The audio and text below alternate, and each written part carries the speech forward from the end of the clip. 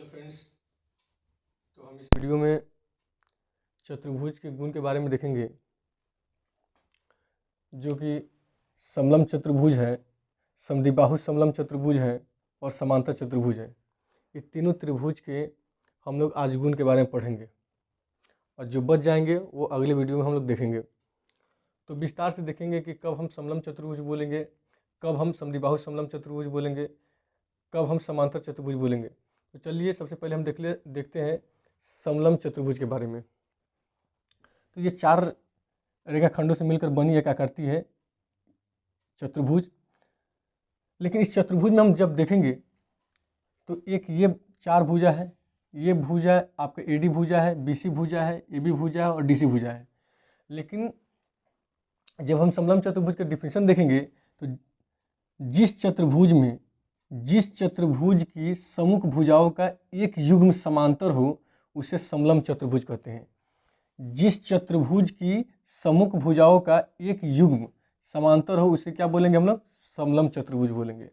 तो हमको इस डिफिनेशन से ये समझ में आ गया कि अगर कोई भी चतुर्भुज होगा, अगर उसका एक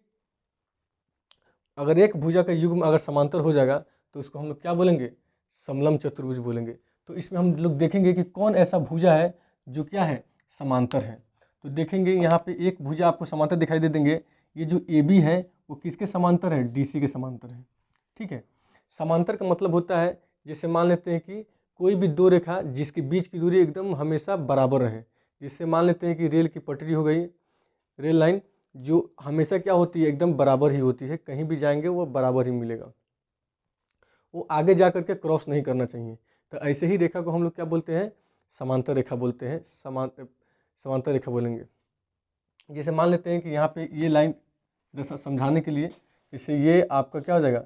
ये दोनों लाइन क्या हो जाएगा? समांतर लाइन हो जाएगा, समांतर रेखा हो जाएगा। ठीक है, ये कहीं नहीं मिलेगी। ठीक है, उसी प्रकार हम लोग यहाँ देखेंगे, ये जो रेखा है आपको, ये आपका ए बी है और ये डी सी है।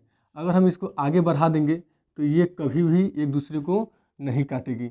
जब कभी भी एक दूसरे को नहीं काटेगी तो इसको हम क्या बोलेंगे? डीसी जो है ना वो ए बी के क्या होगा? समांतर होगा। ठीक है, क्या होगा? ए बी किसके समांतर होगा? डीसी के। क्यों? क्योंकि जो अगर हम इस लाइन को आगे बढ़ाएंगे और इस लाइन को आगे बढ़ा देंगे तो ये कभी भी एक दूसरे को नहीं काटेगी। और जब एक दूसरे को कभी नहीं काटेगी तो ऐसे ही लाइन को हम लोग क्या बोलेंगे? समांतर रेखा बोलेंगे। ठीक है, लेकिन हम लोग देखेंगे कि इस लाइन को हम आगे बढ़ा देते हैं, इस लाइन को आगे बढ़ाएंगे और इस लाइन को आगे बढ़ाएंगे, इस लाइन को आगे बढ़ाएंगे तो ये जा करके एक जगह ये प्रतिच्छेद कर देगी, जो ये इसके क्या है? समांतर नहीं है। ठीक है, इसको हम लोग बोलेंगे असमांतर रेखा बोलेंगे। ठीक है, तो इसमें हमको इस चतुर्भुज में हमको दो लाइन ऐसे जो दो रेखाखंड दिखाई दे रहे हैं जो क्या है? समांतर है। कौन कौन है आपका? ए बी किसके समांतर हो जाएगा? आपका डी सी के समांतर हो जाएगा। अगर एक ही चीज़ हमको इसमें मिल जाएगा तो हम क्या बोल सकते हैं? इसको समलम चतुर्भुज बोलेंगे। क्या चतुर्भुज बोलेंगे? समलम चतुर्भुज। ठीक है, आपको एक ही चीज़ यही ध्यान में रखना है, समलम चतुर्भुज होने के लिए क्या होना चाहिए? एक क्या होना चाहिए? एक युग्म समांतर हो, भुजाओं का एक युग्म समांतर हो। समलम चतुर्भुज होने के लिए एक ही चीज़ काफ़ी है आपका समलम चतुर्भुज होने के लिए। कौन होना चाहिए? समांतर भुजाओं का एक युग्म, यानी कि एक जोड़ा, यानी कि ये लाइन इस लाइन के क्या होना चाहिए? समांतर होना चाहिए। ठीक है, तब हम क्या बोल सकते हैं? समलम चतुर्भुज बोलते हैं, समलम चतुर्भुज बोल सकते हैं। ठीक है, तो ये आपको ध्यान में रख लेना है। समलम चतुर्भुज के बारे में आप अच्छे से समझ गए होंगे और समांतर रेखा भी समझ गए होंगे अच्छे से, इस समांतर रेखा कब बोलेंगे। ठीक है, तो हम लोग एक और देखते हैं, एक और समलम चतुर्भुज में ही हम लोग देखेंगे एक चीज़ कि जो भी हम लोग यहाँ देखें कि ये था आपका क्या, यानी कि ये समानांतर रेखा नहीं था। जो हम अभी समझाए कि एडी क्या है? बीसी के समानांतर नहीं है, असमांतर रेखा इसको बोलते हैं। क्या बोलते हैं? असमांतर रेखा बोलेंगे। लेकिन जो ये ए बी था वो क्या था? डीसी के समांतर था। ये लाइन कभी क्या हो रहा था? नहीं मिल रहा था। जब दो लाइनें कभी नहीं मिलेगी उसको क्या बोलेंगे? समांतर रेखा बोलेंगे। और जब दो लाइनें कभी कहीं जा करके मिल जाएगी उसको बोलेंगे असमांतर रेखा। तो वही आपको नीचे एक और इसी का प्रकार है, समलम चतुर्भुज का प्रकार है जिसको बोलते हैं समद्विबाहु समलम चतुर्भुज। ठीक है, तो जो ऊपर हम लोग पढ़े थे, जो असमांतर रेखा था वो क्या हो जाता है? बराबर हो जाता है। ठीक है, तो ये है आपका क्या है? इस समलम चतुर्भुज है, लेकिन इसका जो असमांतर रेखा है, जो ए बी है वो तो डी सी के समांतर है ही है, लेकिन इसका जो असमांतर रेखा है, जो AD और BC, ये क्या है, बराबर है। जब ये दोनों बराबर हो जाएगा, जो असमांतर रेखा समलम चतुर्भुज में अगर असमांतर रेखा बराबर हो जाएगा तो उसी को बोलते हैं हम लोग समद्विबाहु समलम चतुर्भुज बोलते हैं। क्या बोलते हैं? समद्विबाहु समलम चतुर्भुज बोलेंगे। जब समलम चतुर्भुज में यानी असमांतर भुजा बराबर हो जाएगा, तब ये असमांतर भुजा है और ये दोनों क्या हो गया, बराबर हो गया। तो इसी को हम क्या बोल सकते हैं, क्या बोल सकते हैं, बोलिए, समद्विबाहु समलम चतुर्भुज बोलेंगे। ठीक है, अब इसके बारे में हम लोग डिस्कस कर लिए हैं, अच्छे से समझ गए हैं कि कब हम लोग समद्विबाहु समलम चतुर्भुज बोलेंगे और कब हम क्या बोलेंगे, समलम चतुर्भुज बोलेंगे। ठीक है, और इसके बाद हम लोग तीसरे नंबर पर आते हैं हम लोग, समांतर चतुर्भुज। ये चतुर्भुज काफ़ी इंपॉर्टेंट है आपका, समांतर चतुर्भुज बहुत ही इंपॉर्टेंट है। मैक्सिमम आप जब क्वेश्चन बनाएंगे तो इसका रोल बहुत ही ज़्यादा है, तो इसको खूब अच्छे से समझेंगे। अगर आपको समझने में दिक्कत होगा तो आप 2-3 मरतबा इस वीडियो को देखेंगे, आपको समांतर चतुर्भुज समझ में आ जाएगा अच्छे तरीके से। तो चलिए, सबसे पहली बात है समांतर चतुर्भुज के परिभाषा को जानते हैं कि समांतर चतुर्भुज किसे कहते हैं, और उसके बारे में जब इसके परिभाषा को जान लेंगे तो इसके गुण के बारे में भी समझेंगे, जो काफ़ी इंपॉर्टेंट है आपके लिए। तो देखिए, समांतर चतुर्भुज के डिफिनेशन के बारे में हम लोग जानते हैं। ऐसा चतुर्भुज जिसकी आमने सामने की भुजाएं समान और समांतर हो, समांतर चतुर्भुज कहलाता है। ठीक है, बहुत ही ईजी है, डिफिनेशन है, परिभाषा है। ऐसा चतुर्भुज जिसकी आमने सामने की भुजाएं समान और क्या हो, समांतर हो, क्या कहलाता है, समांतर चतुर्भुज कहलाता है। ठीक है, तो ये आपको ध्यान में रख लेना है।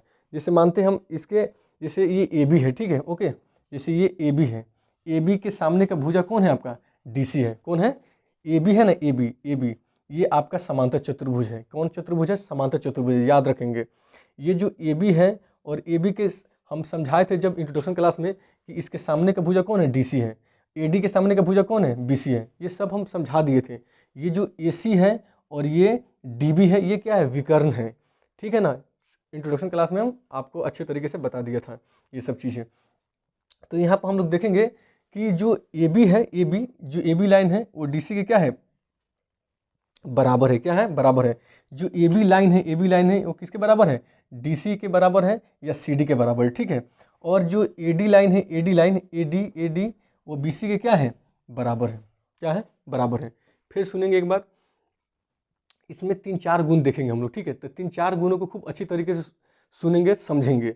हमने क्या बोला है कि जो AB जो है ना, AB जो लाइन है, AB जो लाइन है वो किसके बराबर है, DC के बराबर है। ठीक है, पहले इतना समझिए। एक नंबर में AB जो लाइन है वो DC के बराबर है और AD जो लाइन है वो किसके बराबर है, मेरा BC के बराबर है। ठीक है, इतना चीज़ हो गया। ठीक है, तो इसमें एक और चीज़ हम आपको नज़र आ रहा होगा कि सर जो AB जो है वो तो DC के समांतर हो सकता ना है, क्योंकि कहीं क्रॉस नहीं कर रही है।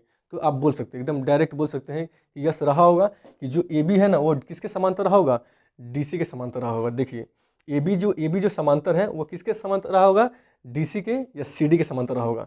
क्यों, क्योंकि इसको हम आगे जब आगे बढ़ाएंगे तो कहीं भी क्रॉस नहीं करेगी, कहीं भी क्रॉस नहीं करेगी मेरे भाई, कहीं भी क्रॉस नहीं करेगी। ठीक है, और जब कहीं भी क्रॉस नहीं करेगी तो हम इसको क्या बोल सकते हैं, AB किसके समांतर रहा होगा मेरे दोस्त, DC के समांतर रहा होगा। ठीक है, ओके। उसके बाद में एक और हम बात कर सकते हैं, और AD किसके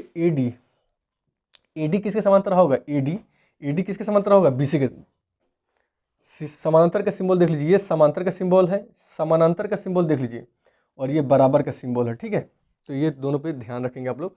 समांतर कैसे लिखना है, बराबर कैसे लिखना है, थोड़ा सा क्लियर करेंगे आप लोग। ठीक है, तो हम क्या बोले हैं, एक तो बात हम ये बोले हैं कि AB किसके समानांतर होगा, DC के समांतर होगा, और AD किसके समांतर होगा, BC के समांतर होगा। क्यों, क्योंकि हम इसको भी आगे बढ़ाएंगे तो ये भी क्या हो जाएगी, ये भी कहीं भी नहीं कैंसिल होगी। जब कहीं भी जो दो रेखाएं कैंसिल नहीं होती है तो वैसी रेखाएं को क्या बोलते हैं हम लोग, समांतर रेखाएं बोलते हैं। क्या उनसे रेखाएं बोलते हैं, समांतर रेखा बोलते हैं। तो ये आपको एकदम ध्यान रखना है, समझना है कैसे कैसे क्या हो रहा है यहाँ पर, कैसे समझाया जा रहा है, कैसे बताया जा रहा है। 1-2 मरतबा इसको देखेंगे, आपको अच्छे तरीके से समझ में आ जाएगा। एक और हम चीज़ बताएंगे, शुरुआती दौर में हम एक इंट्रोडक्शन क्लास में बताए थे कि जो कर्मागत कोण होते हैं, इसमें कौन कौन से ऐसे कर्मागत कोण होते हैं, यानी आसन कोण कौन होते हैं।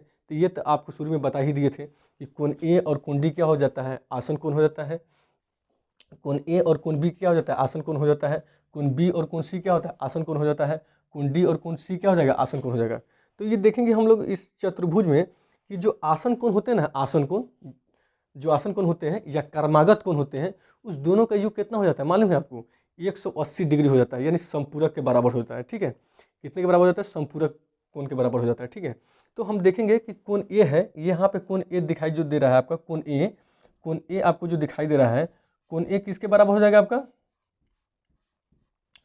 कोण ए और कोण डी। ठीक है, कोण ए किसके बराबर? कोण ए और कोण डी, देखिए यहाँ पे लिखा होगा कोण ए और कोण डी कितना हो गया? 180 डिग्री हो गया। ठीक है, यानी कोण ए और कोण डी क्या है? ये दोनों क्या है? आसन कोण है। कौन कौन है? आसन कोण या कर्मागत कोण, दोनों बोल सकते हैं। ठीक है, कोण ए और कोण डी क्या बोल सकते हैं? कोण ए और कोण डी का जो योग होता है समांतर चतुर्भुज में, इसका योग होता है 180 डिग्री। ठीक है, कितना डिग्री होता है? 180 डिग्री होता है। इसी को हम लोग बोलते हैं आसन कोण या कर्मागत कोण बोलते हैं, या इसी को बोलते हैं एडजेसेंट एंगल, इंग्लिश में बोलते हैं। ठीक है, तो ये आपको ध्यान में रखना है। ठीक है, कि कोण ए प्लस कोण डी कितने डिग्री के बराबर हो जाएगा? 180 डिग्री के बराबर हो जाएगा, या संपूरक के बराबर हो जाएगा। ठीक है, संपूरक कोण के बराबर हो जाएगा, इतना ध्यान देना है। उसके बाद हम लोग देखेंगे कोण ए और कोण ए प्लस कोण बी, कोण ए प्लस कोण बी, ये कोण ए और कोण बी क्या है? दोनों क्या है? आसन कोण है या कर्मागत कोण है, और दोनों का योग क्या हो जाएगा आपका? 180 डिग्री यहाँ पे दिया हुआ है। उसके बाद हम लोग देखेंगे कोण बी प्लस कोण सी, कोण बी और प्लस कोण सी, कोण बी प्लस कोण सी, ये दोनों के दोनों लगातार कंटिन्यूस कोण है, लगातार ये आपका चल रहा है कोण बी और कोण सी। कोण बी प्लस कोण सी कितना हो जाएगा? 180 डिग्री हो जाएगा। तो ये आपका कर्मागत कोण हो जाएंगे समांतर चतुर्भुज के। हम लोग समांतर चतुर्भुज के बारे में डिस्कस कर रहे हैं, तो ध्यान इसी के बारे में रहना चाहिए। कोण बी प्लस कोण सी बराबर कितना हो जाएगा मेरा? 180 डिग्री हो जाएगा। उसके बाद में एक और कोण बच जा रहा होगा, आपको कहिएगा सर कि ये कोण को क्यों छोड़ रहे हैं?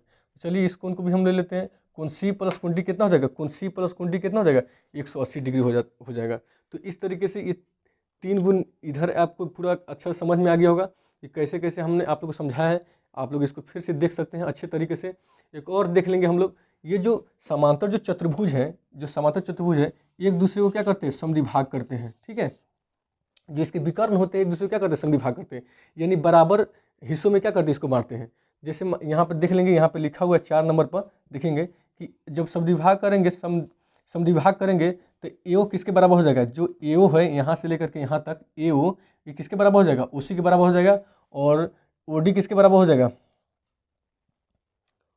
ओडी किसके बराबर हो जाएगा? ओबी के बराबर हो जाएगा। ओडी किसके बराबर हो जाएगा? ओबी के बराबर हो जाएगा। ओडी किसके बराबर हो जाएगा? जो ओडी है वो किसके बराबर हो जाएगा? ओडी किसके बराबर हो जाएगा? ओडी ओबी के बराबर हो जाएगा। और एओ किसके बराबर हो जाएगा? उसी के बराबर हो जाएगा। ये आपको इतना चीज़, आपको गुण आपको समांतर चतुर्भुज का याद रखना है। और इस एक बात और ध्यान देना आपको कि वर्ग जो होता है, वर्ग आयत और समचतुर्भुज एक समांतर चतुर्भुज होता है, इसलिए भी काफ़ी इंपॉर्टेंट हो जाते हैं, क्योंकि मैक्सिमम क्वेश्चन, अधिकांशतः क्वेश्चन आपको समांतर चतुर्भुज के ही मिलेंगे, जो काफ़ी इंपॉर्टेंट लगेंगे। तो हम क्या बोले हैं? वर्ग आयत और समचतुर्भुज क्या होता है? एक समांतर चतुर्भुज होता है। तो ये बहुत ही इंपॉर्टेंट वीडियो है, आप इसको 1-2 मतलब इसको रिवीजन कर लेंगे अच्छे तरीके से, समझ लेंगे, रिपीट कर करके इसको अच्छे से देख लेंगे। ठीक है, तो ओके।